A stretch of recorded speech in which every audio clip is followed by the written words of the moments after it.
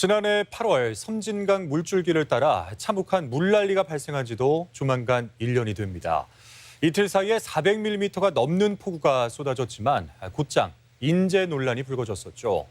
1년 만에 원인 조사 결과가 최종 발표됐는데요. 결론은 인재였습니다. 하지만 누구의 잘못도 아니라는 두루뭉술한 결론에 주민들은 황당해하고 있습니다. 조수영 기자가 취재했습니다. 가라앉고 무너지고 떠내려간 지난해 8월 물난리 현장.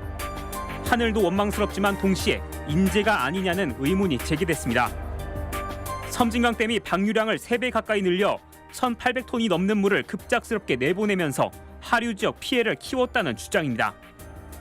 비상예수로가 있음에도 불구하고 그때에는 물 안 보내고 있다가 갑자기 비가 오니까 일방적으로 이렇게 막 어마어마하게 풀어버리면.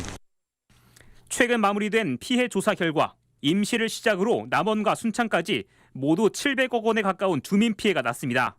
전남 지역으로 범위를 넓히면 수천억 원으로 추산되는데 관건은 이 피해가 왜 발생했고 누가 잘못했냐는 것이었습니다. 그런데 환경부의 원인 조사 결과 최종 발표를 앞두고 주민들이 반발하고 나섰습니다. 이 청해평 냉탕 수해원인 최종 보고서 서도 웃을 일이다. 조사협의회 측은 지난해 수해엔 국가적 책임이 있다고 인정하지만 그럴 만한 이유가 있다고 두둔하는 입장을 보였습니다. 지난해만 유독 댐 수위가 높게 유지돼 이상 홍수에 대한 대비가 미흡했지만 규정을 어긴 사실은 없었고 애초 섬진강댐 자체가 홍수 조절 능력이 취약했다는 점도 문제를 삼았습니다.